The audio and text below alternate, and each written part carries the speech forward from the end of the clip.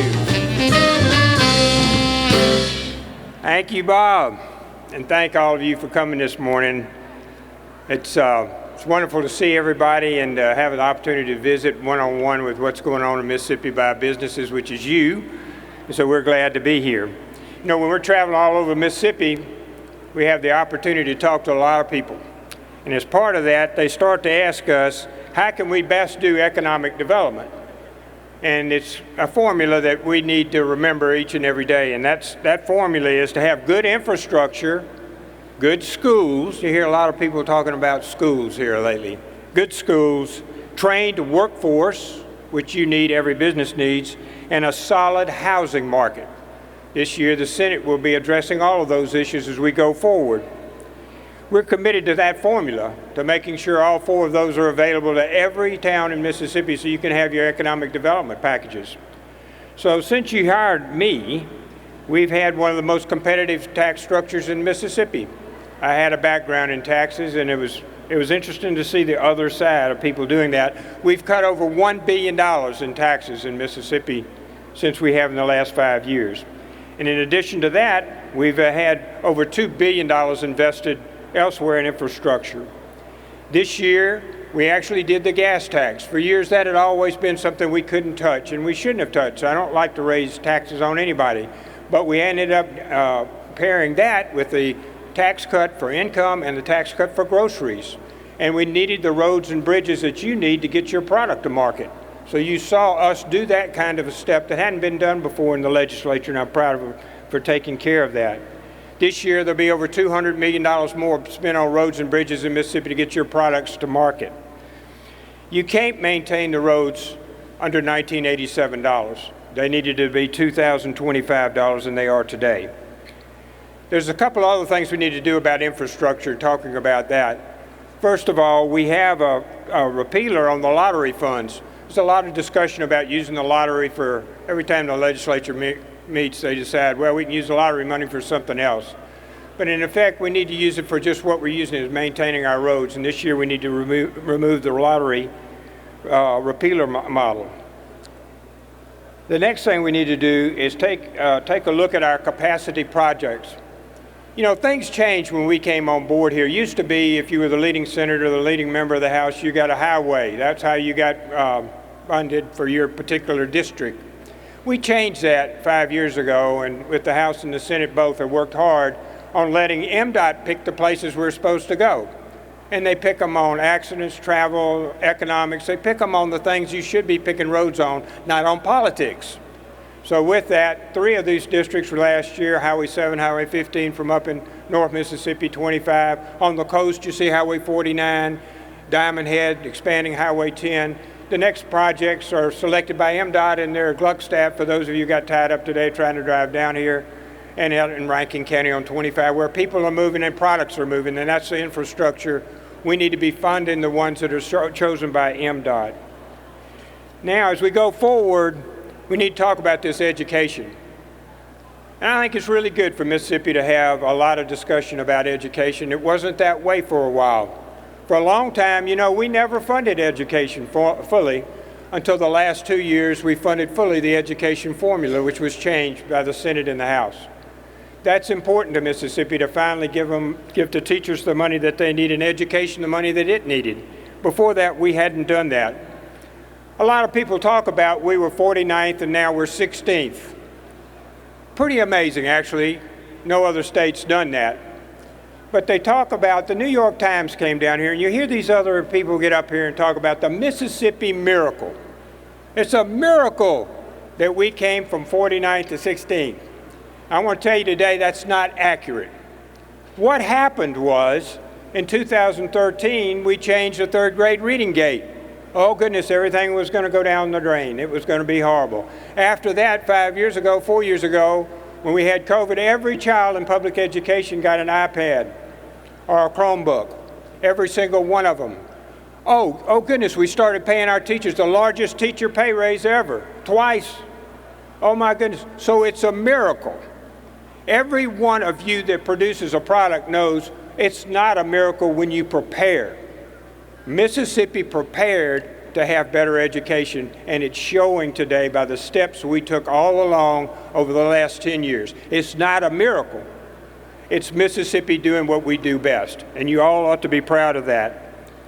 When we got through with that, and we got through with the teacher pay raise, we started on making sure that their salaries were competitive. So guess what? Arkansas and Alabama and everybody said, oh my goodness, Mississippi, we need to raise our teacher salaries. So they did. We need to raise our teacher salaries again, and out of the Senate this year, there'll be a teacher pay raise. There is a problem, and I think most of you have heard about this before. We have chronic absenteeism in Mississippi. That's the biggest anchor in education. Not in a lot of other things you'll hear discussed this year. The biggest problem we got in Mississippi is 27% are chronically absent. That means 1 in every 4 kids are not sitting in a chair. And you know what that means? They're not going to be sitting in your chair because they're not going to have the education necessary to have an economic future, let alone any other future. 27% chronic absenteeism. That's not acceptable. It used to be, just 10 years ago, 13%. After COVID, it changed, and they didn't come back. Maybe they thought that they didn't need to be back to be educated. They do. So this year, you'll see us discussing bringing truancy officers on in every school district to make sure that our kids come back to school.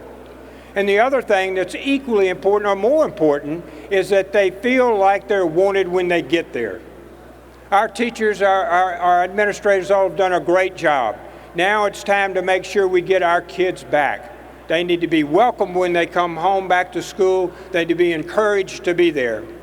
You know, when I was driving around, I go to a lot of schools, and I'll tell you about one. It's down on the Gulf Coast. What I did was, I decided if you had 15% or less, you really ought to get an award. Like we used to get an award. Remember you in school, we used to get an award if you had attendance. Perfect attendance awards. So I started giving out the Lieutenant Governor's Attendance Award 2 years ago. And in that award, if you have 15% or less, you get an award from us, and we write a little certificate for you, send you a nice letter. The principals are happy, the teachers are happy, the parents are happy, the kids think that's a good deal. It is a good deal to be in school. Do you know how many we gave out this year? We gave out 150 last year. This year, 132. We're going the wrong way. We didn't have as many schools that qualified for attendance at 15% or less. They weren't there. Until we fix that problem as a society and as a Mississippi, we are not going to be able to help what else happens, the labor force participation rate. If they're not educated, they're not going to work for Taylor. If they're not educated, they're not going to work for any of you. Atmos, look at the names out here. Trustmark, all of you, Cadence Bank, Energy, they're not going to be on your workforce. We need to get our kids back in school. That's the most important thing we can do this year. So when I went to that school, it had 700 kids there. There's a couple of interesting points about it. I delivered the certificate, met with the principal. Then I like to roam around in the halls. I go out, I sit in with these kids. How are you doing? Sit by the teachers. How's it going today? When I'm out front at 8 o'clock in the morning, you know what she's doing? The front desk, she's calling. Where's Johnny? He's not here yet. We want him here. You know, it's a big day in our school. We want him to come back. Where is he? That's why they have 4% absentee rate. They work really, really hard, and it's a welcoming place. You know what else is funny about that? That 700? 190 of them are not in that district. They're from another school district. 136 of them are from that county, and 73 of them, you know what they pay? They pay tuition. They pay tuition to go to that school. So in Harrison County, when you go across a school district like that, you know how much they pay? Do y'all know? $2,000 if you're out of state, out of county, $1,500 to come to this school. The Board of Education and superintendents have gotten together, and they've decided we've got this capacity, we can bring these kids on. And so if you're out in our county, you pay X. If you're out of my county, you pay something else. 73 people pay in that one school with 700 kids in it. Out in the real world, not in the political world and the theoretical world, out in the real world, education, groups of educators, boards are making decisions, principals are making decisions. They're bringing people in all across this state, whether it be in Harrison or New Albany. The fee in New Albany is $250. It's different around the state. They're bringing our students back to these good schools, and they should be applauded for that. We need to get our kids back in school. Each one of you makes a difference. Each one of you is a leader in your community. And you want to do something for your community, find out why that kid's not in school. Find out how you can help that child get back to school. Without him sitting in that seat, we have no future. He has no future. So I would encourage you to participate in that. We have universities and colleges, and they're doing great. I hope y'all saw Turning Point last night. I had the privilege of being there and watching Erica and J.D. Vance come up and speak to students. And they talked about how great it was that this movement is continuing, and the place was packed. No seats, you had a waiting list. It was raining, and they had kids stretched out as far as you could see, waiting in the rain to come in. The University of Mississippi showed well last night. And the kids got up and they asked questions. Why are police on the streets? Why are we supporting Israel? Why are we supporting Ukraine? They asked questions on every different topic, and I was proud to hear our students stand up like that. And I was also proud of J.D. Vance as he answered them. Every question he had a good answer for. Everyone that was there so appreciated the fact that we had a dialogue, that people talked to each other, and that on a national stage, they got to see Mississippi. They got to see our kids. You know what? We're just as good as anybody. No other state has going on what we have going on in Mississippi, and we ought to be proud of it. Last night was another example at the University of Mississippi. When we go forward, we're going to do workforce development again. That's very important for us. We have a project called Mississippi Reconnect. We want to bring workers back that were underskilled back to the community college system where they can get their skill set. You'll see that, and that'll be part of our work program for this next year. The Reconnect program is very important because we need to upskill. There's so many other things that you see kids doing right now that they need to have better skill for. There are other priorities, and I want to talk on them just a minute longer, and I appreciate everybody visiting today and being here. It's good to have the opportunity to talk to you. People have to have a place they want to live. There were some discussions about that a minute ago. They have to have a place they want to live. Kids have to be able to buy a home. They have to put their roots. The home is the root of our community. That's what we need to help them get. Help them get it in an attainable house in Mississippi so they can stay here, live here, bring their children here. We haven't done that before. It's going to be new to Mississippi, and I'm looking forward to it. The public employees retirement system was really a struggle, and I have to really thank the House and the Senate for the great work they did. Governor Barber, so many people had warned that it was going to go out of money. We were leaking about $1.2 billion a year. They had to come up with a new program. But thank goodness the board did. Thank goodness the legislature adopted it. And thank goodness we're on the road to having a solvent retirement plan. We need to continue to fund it. Just because we made one that's got a 401k like all of you got, just because we've got one of those now, 100% vested, we'll be competitive in the market. Just because we've got one, we still have to pay the bill for the ones that are now still delinquent in the unfunded formula part of it. So you'll see from the Senate side a continuing devotion to making contributions to the public employee retirement system. There's one other thing that y'all really ought to pay attention to, and we use your help on this as well. Mississippi's government has 200 employees, 200 different agencies. Well, I wish we had 200 employees. We're a little bit more than that right now. 200 agencies. We've been the kudzu of government. It's continued to grow. We need something else. We need another agency. That's not going to be the case. We need to take a clear-eyed look at the organization of the state's government. Everybody take a clear-eyed look. There'll be a lot of constituencies there. It'll be very hard to reorganize our state government. But the new things that we've got coming at us as we grow and our state continues to grow will require us to have a state government that's just as nimble as your company, where people can get a hold of you, they can contact you, they can do their electronic work without having to spend any of their time, valuable time, on dealing with state government.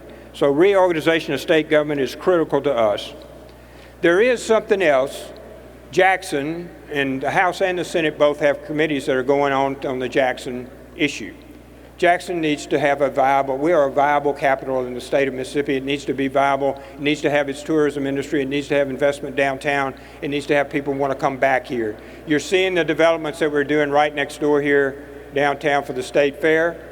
We've abolished 2 buildings there. We're expanding this operation. We need for Jackson to succeed, and I feel in both the House and the Senate that there is a movement to do that. I just want to close by telling you this again. Just think about this. We have invested more than $2 billion in infrastructure in Mississippi.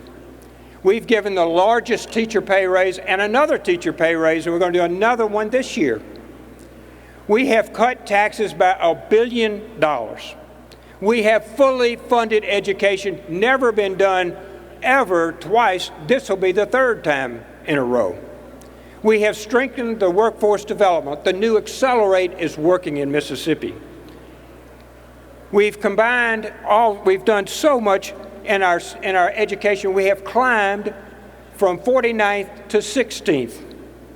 We have the 2nd fastest growing GDP. All the while, we've paid off $1.4 billion of the state's debt.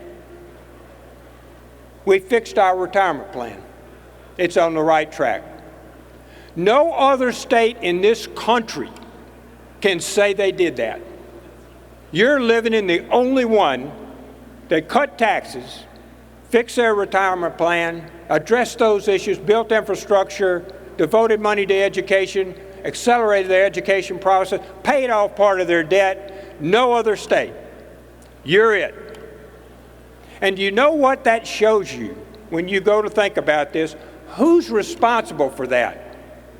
Everybody that gets up on this stage and everywhere else in Neshoba County or wherever, they'll all take some kind of credit for that. The credit goes to the voter. It's a little to me like when you go to get your truck fixed and the truck comes out and it works better. You don't say it's a miracle that the truck worked better. You paid the guy, he fixed the truck. You voted. You hired us to make Mississippi better. We're doing our job. The people that make a difference are the people that go vote. And when you go vote and you get somebody that is a clear-eyed conservative to help you run your state, this is what you get. The best state in the country on any of these criteria. You should be very proud of yourself. Mississippi businesses will continue to drive what we need here. They'll continue to drive the dialogue that we have here in the public sphere. I'm honored to have the opportunity to work with each and every one of you. Thank you for coming today. I'll hang around a little bit. Look forward to talking to each one of you. May God bless you and God bless Mississippi.